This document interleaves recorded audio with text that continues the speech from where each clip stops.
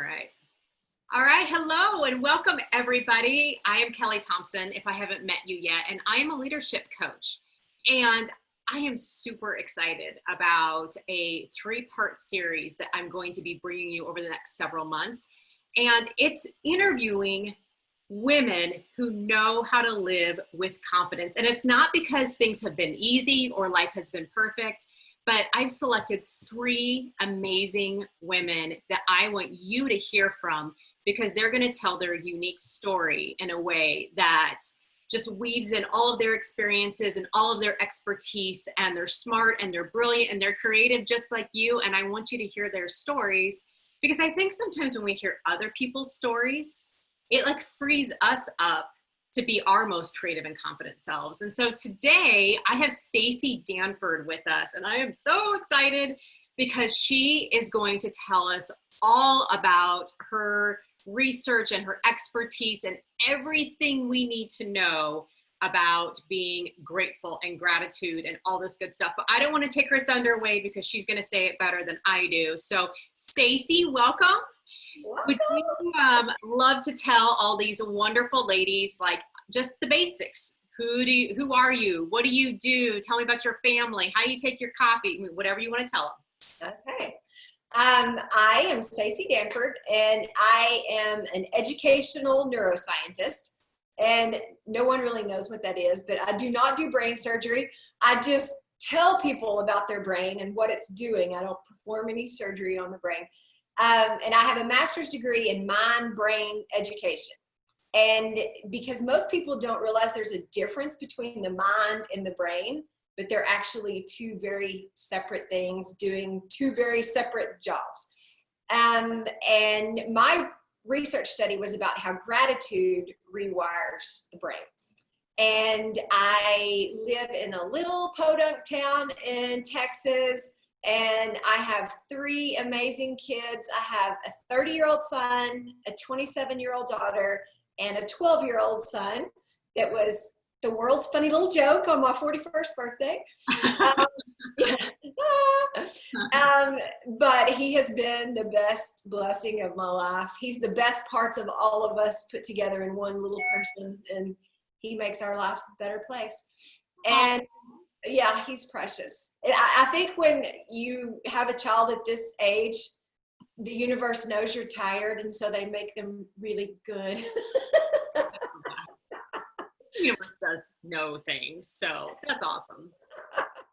And I have a little fuzzy white dog who comes to work with me every day, and he gets to bounce ideas off, and he's my consult on occasion. Yeah, you might see my consults running around because I got one over there in the corner. So, but yeah, I mean, animals are a thing though, right? I mean, haven't you done some research that like having animals around you actually impacts? Yes, it actually impacts the brain, and it is one of the 4 happy chemicals of the brain that pets release. They help us have oxytocin, which is the #1 feeling of love and security. So hug your dog or cat or fish or turtle, because it'll make you happy. I love it. Okay, so I want to hear, like, have you always been a neuroscientist? Talk to me about your journey, like your career journey, because I don't think that that's always been the case for you, right? No, it has not. I was a teacher for 25 years, and I taught every grade except 4th and kindergarten. I didn't teach kindergarten. But all the rest I've taught, and I taught art for the last 10 years of my career. And I was always a person who was generally happy, but I felt like I had an underlying sadness all the time. And I read hundreds of self-help books along the road, and I call myself the self-help junkie. And all of them were great, and I tried every single one of them, but none of them ever worked for long. And so as I kept reading and reading, I kept hearing about the brain and how it influenced your happiness. And I had one student that was the worst student I ever taught in my life, who changed the course of my life. And he was terrible. And my daughter told me to say something nice to him every day. And I was like, there's nothing to say. And so I started with him, and that's what my whole TED Talk is about, him and my journey to gratitude. But for 30 seconds every day, I would think of something nice to say about him and I would say it out loud. And after about 6 weeks, his personality totally changed from 30 seconds a day of something that I was grateful for that I said about him. And the first day, I remember I couldn't think of anything because he was awful. And so I told him that I loved the way he parted his hair. And he looked at me like, what is wrong with you, lady?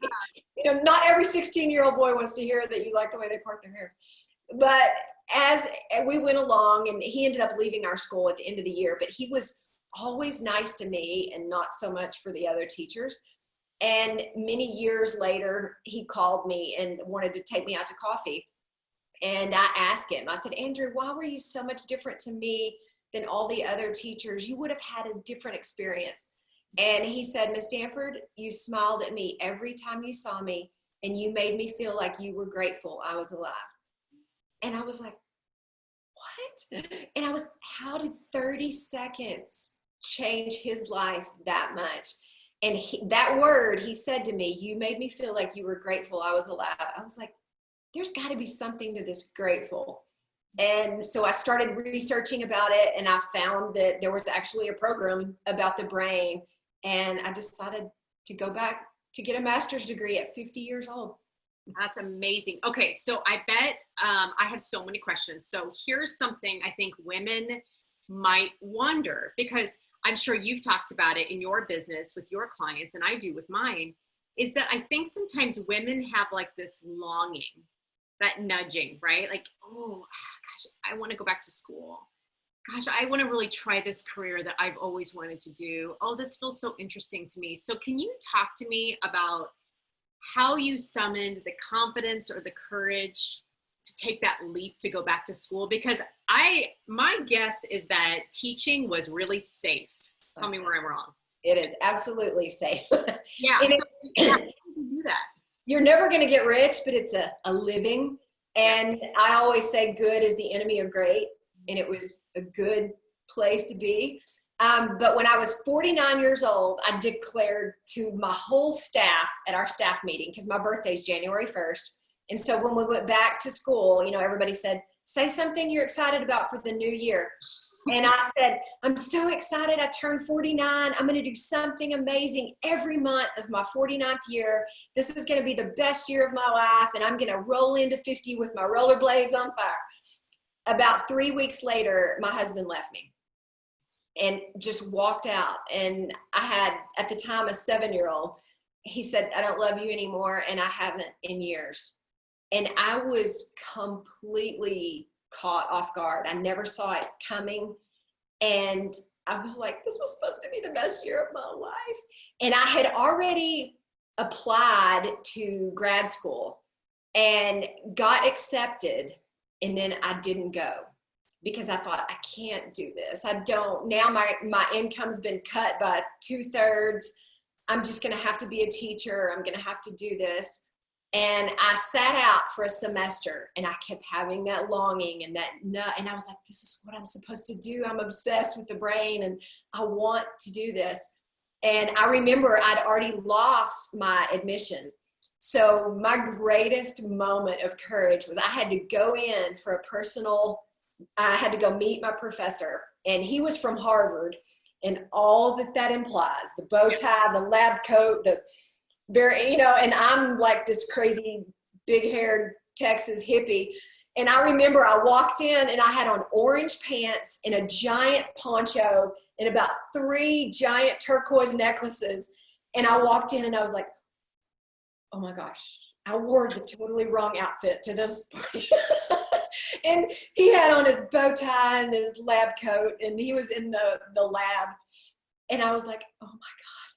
And I wanted to turn around and leave so bad, because I did that instant voice, you know, you're not the right look, you don't have the right credentials, you were an art teacher, they're never going to accept you, all the things.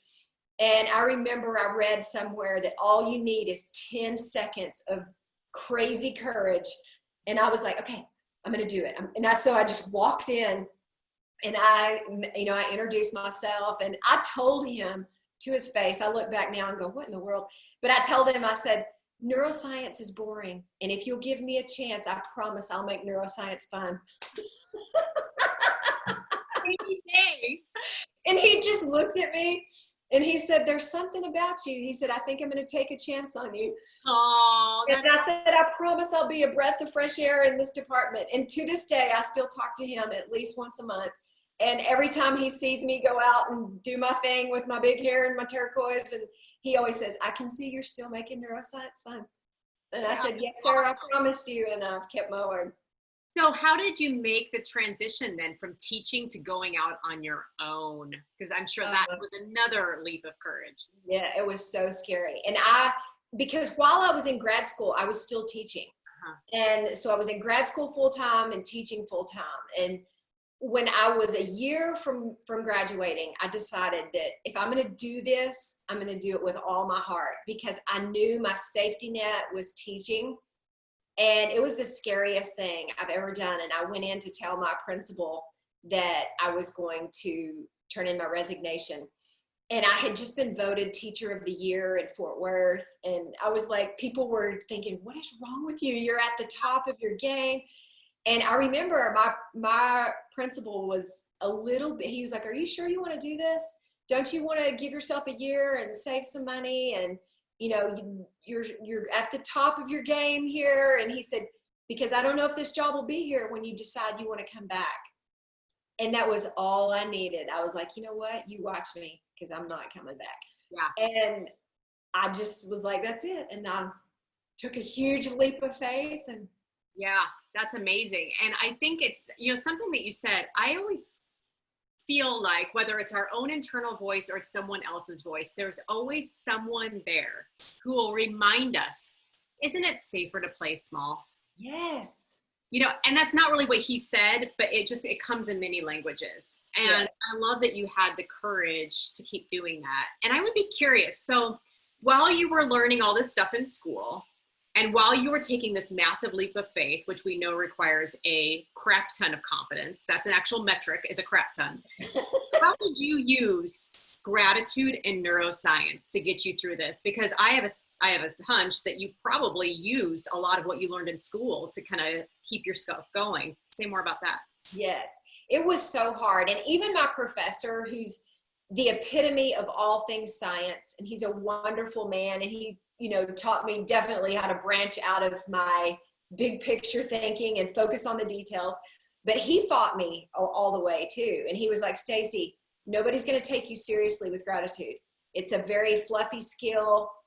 And I said, but there's so much science behind it. And he said, but no one is going to believe that. They're not going to take it seriously.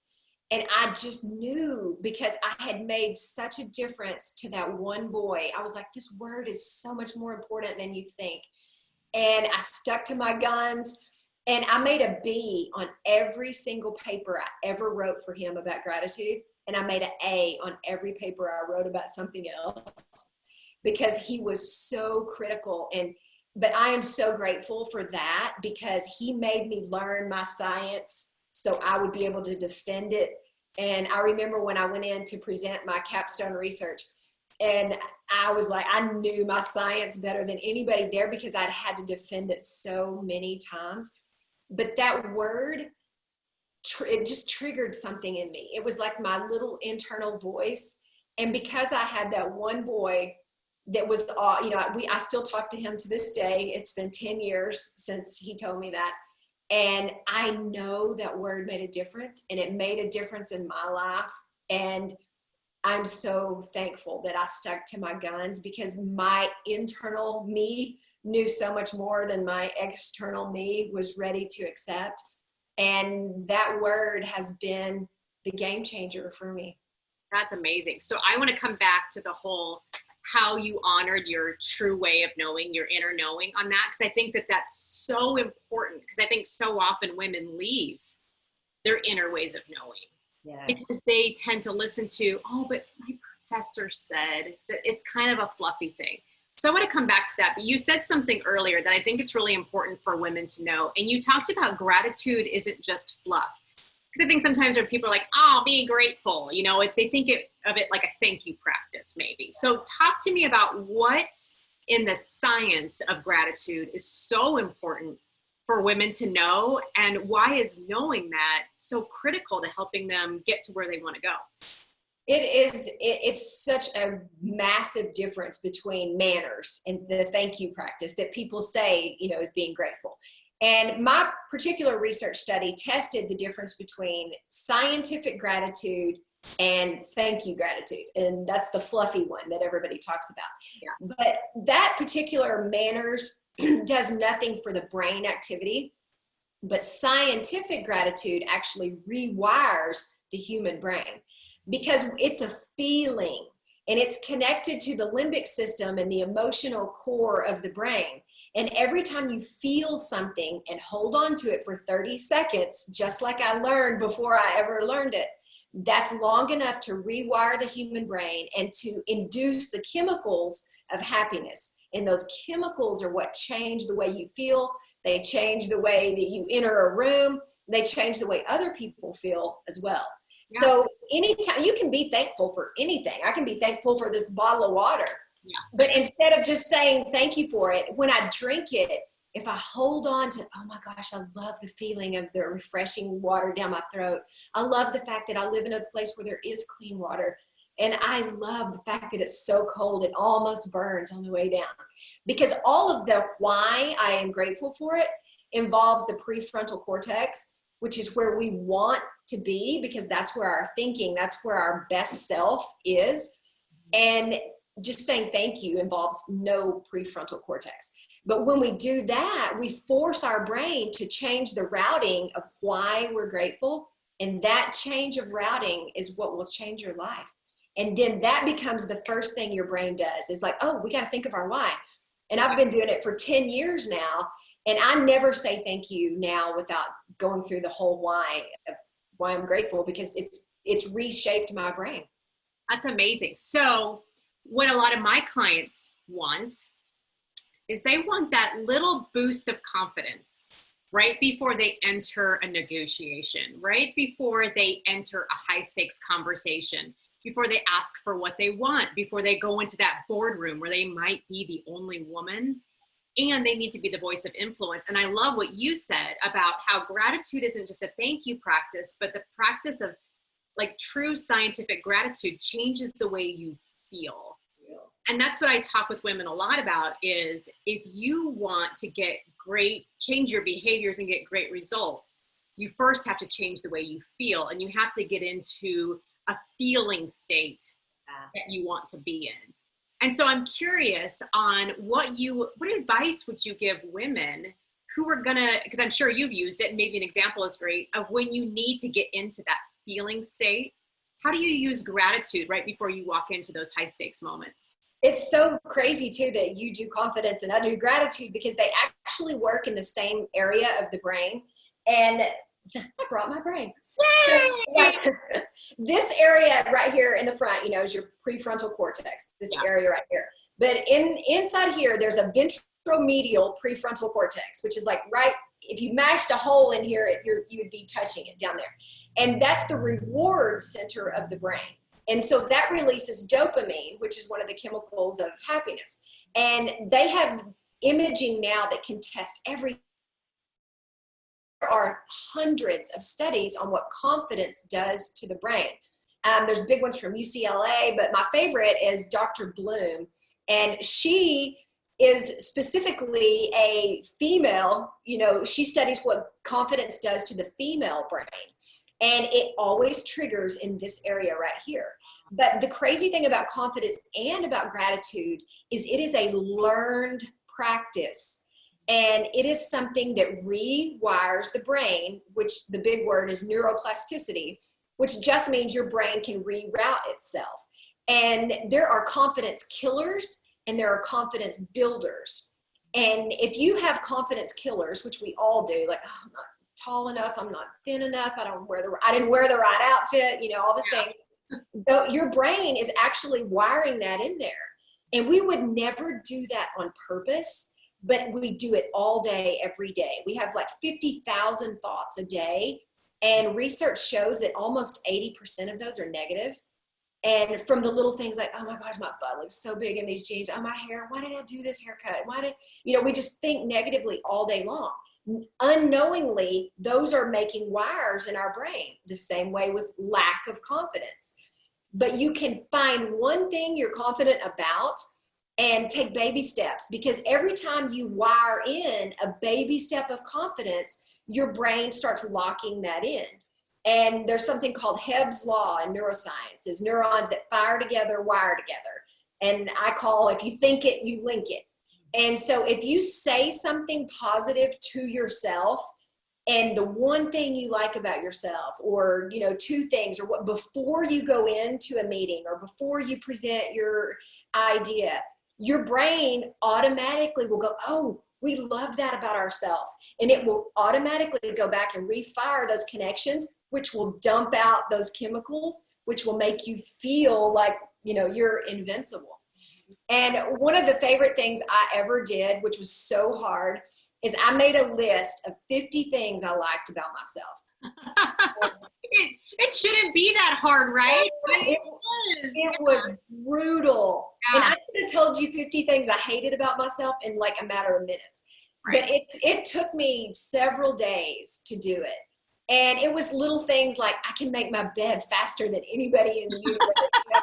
And I was like, oh my gosh, I love that skill about myself. And that I can make a messy ponytail look like it came from Vogue. It was crazy things. But what it did was teach my brain I like myself instead of all the things I don't like about myself. And I put that list of 50 things all over my house. I have one in my purse. I had one in my car. I had one in the bathroom. I had one in the closet.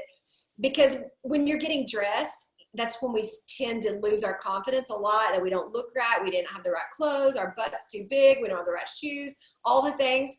And I make myself read that list. And I still give myself permission to be mad about shoes or whatever, but I can't say anything negative until I've read my list. That's awesome.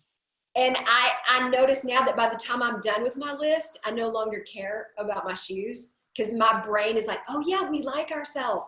And by the time I'm finished with my 50, I've dumped in so many positive chemicals that it overrode every other negative thought I had. I still do that to this day. I love that. And I think that's great advice to any woman leader who's going into a high stakes conversation where, rightfully so, we're going to feel nervous.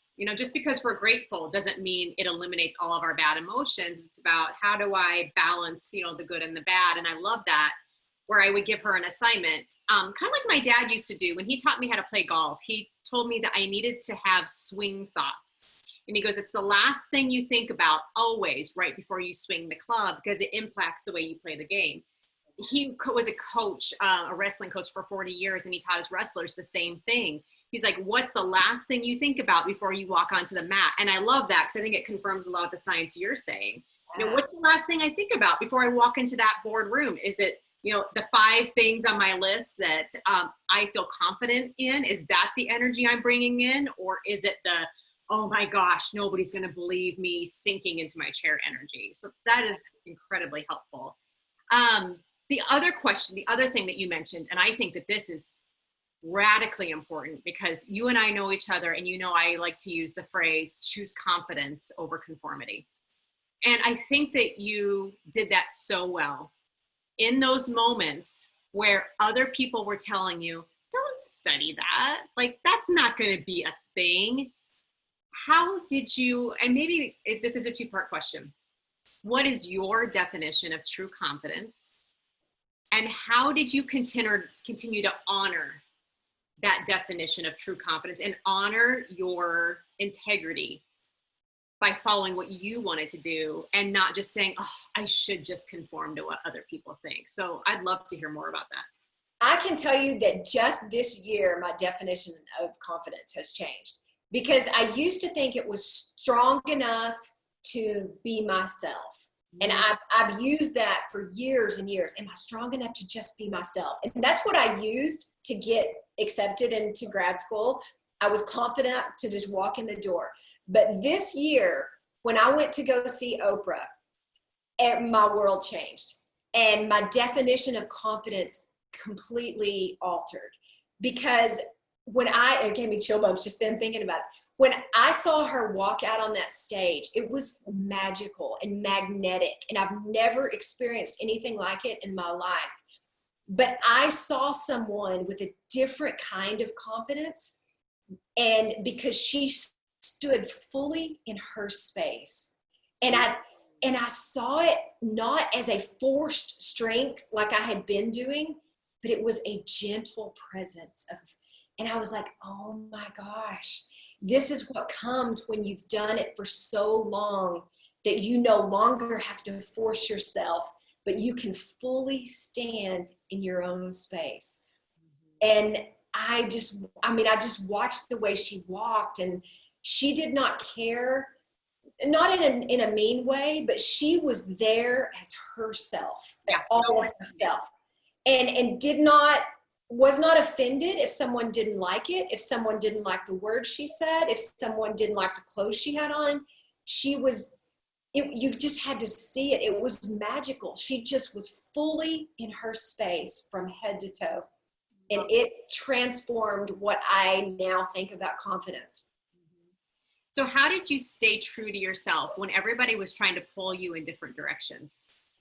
I listened to the voice that I always say it's a voice that's not my own. Yeah. And when I hear that, and I know I wasn't thinking that, I think, oh, okay, that's the inside. And I call it the inside me and the outside me. And the inside me kept saying that word is important. That word is your power. That word is your difference maker. And that you can be the one that makes that word important. And it's hard when the people you admire and respect and who are, above you are telling you, you need to rethink that. I don't know about that. Yeah. And you admire them and you're like, okay, you know. But I just knew that little voice.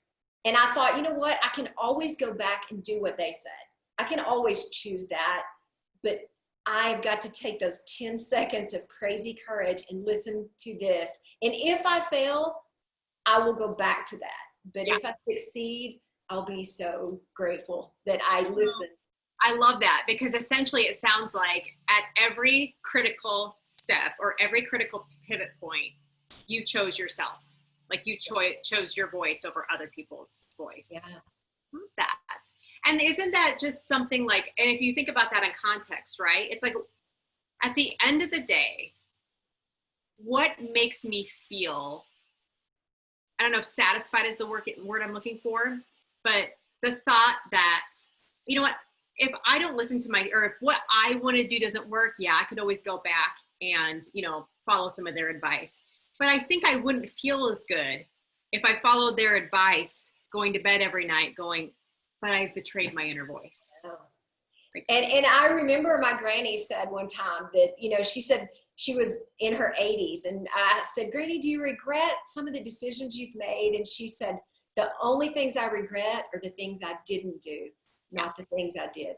Absolutely. And I was like, if I don't do this now, I will never do it. And Elizabeth Gilbert in her book, Big Magic, which I loved. Love it too. It's so good. My gosh.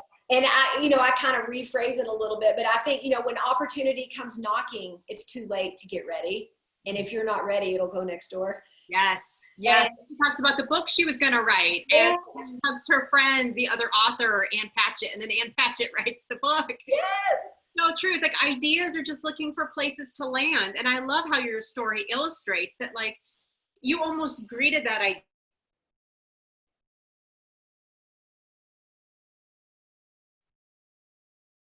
And that idea is going to choose someone else. And so, I love that. And I just thought, this is the thing I'll regret. This is what I'll regret if I don't do it. And what's crazy is now gratitude has become a big buzzword. But now I'm 3 years ahead of the pack because I listened to myself. Yeah. And people are coming to me and I'm like, oh my God, I'm so proud of myself. And I slowly am becoming my own Oprah that, I'm like, I'm standing in my own space. Yeah. And because I listened to myself. I love it. I know people ask me about going out on my own, and I knew that when I left corporate America, I had one chance. And I was like, this is my chance, and I might as well go and do it now and honor this longing in me, knowing that I can always go back to corporate. Right. That I may not always be able to go out on my own. Right. So a couple more questions for you. So from a stance of gratitude, because that is your expertise, it's your baby, you birthed it, it's awesome. How would you tell women to build their confidence using what you know in gratitude and science and your expertise? How can they fuse the two? I would say for sure they need to make a list of their 50 things. That's number one. Then number two, I would say, is think about your heroes. And I know this sounds crazy, but it's directly linked to gratitude. So Annie Oakley is my all-time hero. And I loved her since third grade. And I used to check out her library book, the biography, in the library until my third grade teacher told me I couldn't check it out anymore. She told me that I had to let other people read that book because I was being selfish. And I was like, oh, Well, then I remember every Thursday when we would go to the library, nobody else would check it out. And I was so heartbroken that I couldn't have it, but nobody was reading. And I still remember that. But I have always loved her. And I have other, I love Amelia Earhart. I love Oprah. I love Maya Angelou. So if people will think about their heroes, who they love and look up to, and then I wrote down all the things that my hero would say to me, and especially Annie Oakley. And if you read their story, you'll find out that the people we love and admire, they all went through adversities. They've all went through junk in their life because we look at them on this pedestal of, oh my gosh, you're so great. You've never made any mistakes. But when we see ourselves in their story and they've failed and they got back up and they've had divorces and they've had crumbling moments, we're like, I can be that. I can be that hero. And I went back and wrote down all the things that my heroes would say to me. And my favorite one that I live by with Annie Oakley is that it's okay to be different and you don't have to be fancy. And because I was never like super ladylike, I've always been a little bit of a hippie rebel. And I was like, I loved her. She did her own thing, her own way. It wasn't fancy. And she has my Texas Spitfire personality. And every time I try to quiet that and I try to be quieter, be more ladylike, be more calm, don't wear so much color, don't smile so big, I think about what would Annie Oakley do? She'd walk into that room with her guns blazing and her fringe and her cowboy hat. And I thought, oh my gosh, she did what Oprah did. She stood fully in her own space. Yeah. So that's my number two. And then my number three would be to visualize. And it's so, and your dad was telling you that it's so, so important. And it absolutely rewires your brain.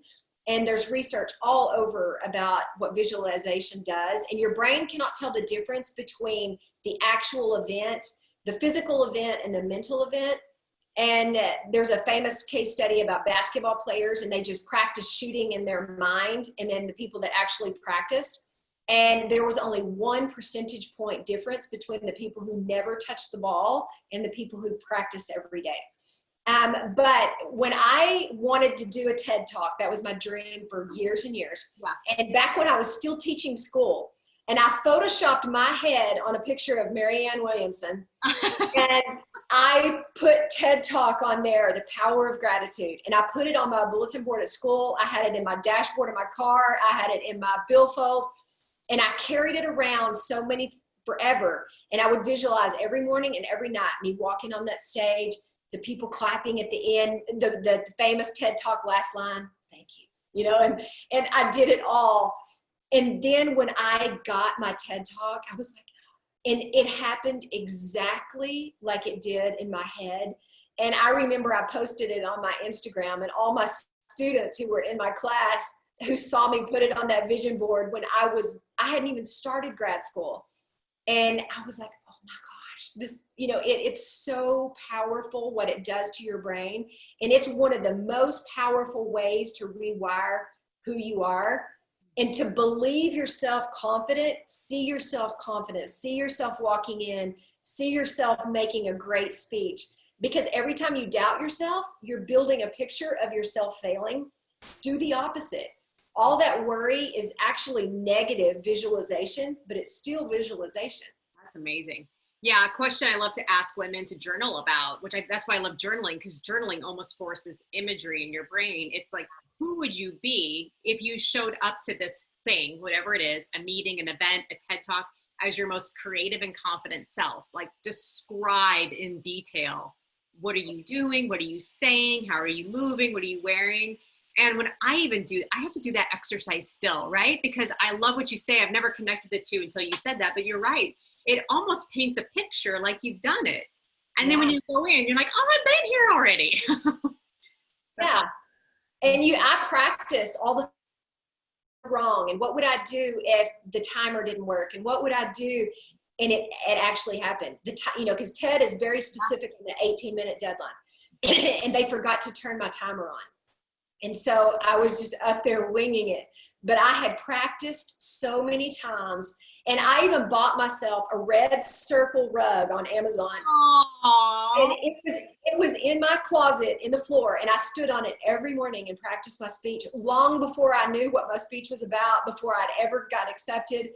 And the day I walked out there and stood on that rug, it was like every chemical I'd ever had. And when the timer didn't work, I didn't have that panic because I had practiced it. I knew what to do. My brain didn't know that it was different than the ones I'd imagined. It just knew, oh, we know what to do.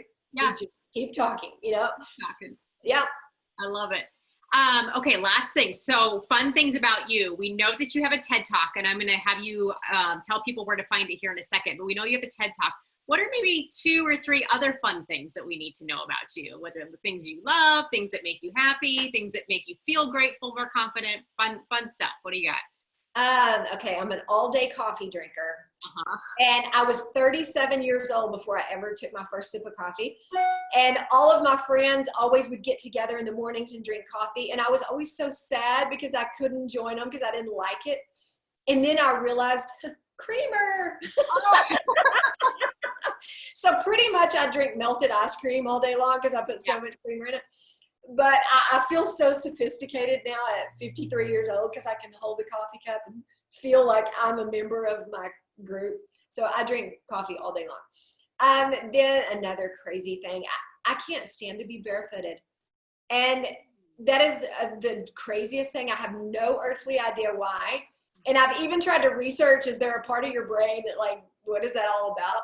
But in Texas, you know, it's so hot and people go barefooted all the time. And, you know, we've already almost hit 100 here.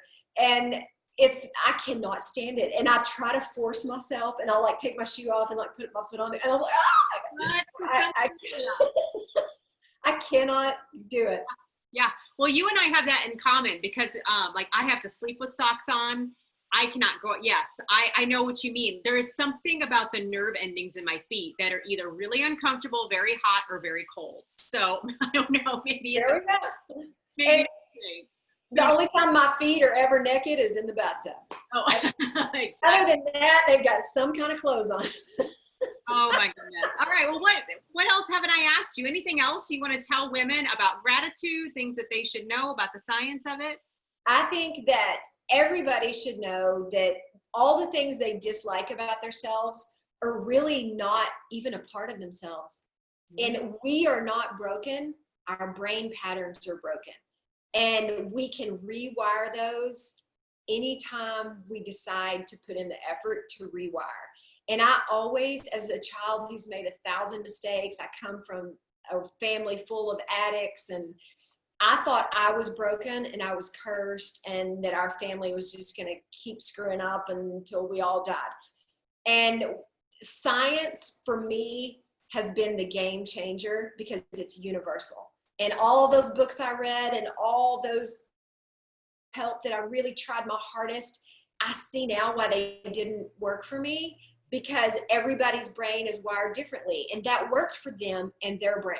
But all of our brains have the same mechanisms, they just don't wire the same. And everything I thought was broken about my personality, I now realize is just a wiring system that I can rewire at any time.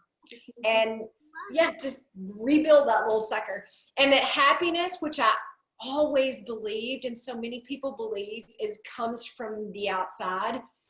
But if that were true, every athlete, every movie star, every super whatever would be happy, and they're not. I mean, there's so many Britney Spears shave your head moments, and the things don't create it. Happiness is all about the chemicals that are released in your brain. And you can get just as happy from a bottle of water as you can from a new Mercedes if your brain processes the feeling of it, and the feelings create the chemicals, and the chemicals make happiness. And it has given me the most freeing moment of my life to realize I don't need more things. Yeah. I don't need anything. Yeah. I need chemicals. And I teach a course on that, how you can activate your chemicals, because chemicals make happiness, not things. That's awesome. That's awesome. So perfect. So I want you to tell everyone all the ways in which they can find you, your courses, website, social media, TED Talk. So how can they find you if they want to learn more about this? Okay. All the links are on my website, so they can go there. It's thegratefulbrain.com. And my TED Talk is on there also, but they can just type in Staci Danford TED Talk on YouTube and it'll pop up. And it's about how 30 seconds a day can change your life. And that's truly what the research shows. You don't need hours. You don't need minutes even. You need 30 seconds. And we've all got 30 seconds. And that's all it takes to rewire the human brain. That's awesome. Thank you so much for talking with me. I know that there are so many women who will find this so helpful, because they're just looking for ways where they can show up as their most creative, confident selves. And I think gratitude is a huge part of this, because you're right. It's not just the thank you gratitude. It's true ways in which we're rewiring our brain so that we can move through the world really feeling how we want to feel, so we can create the results we want. So thank you so much for taking the time. And yeah, guys, I hope you go on Staci's website and give her a follow. You can Google her, you can find her on social media, and you won't be sorry, because she's just as fun online as here in a Zoom meeting. Imagine being able to go out in public and seeing her in person. So thank you, Staci, for coming on. Thank you. And we'll see everybody later. Bye. All right, I'll stop recording. Nice.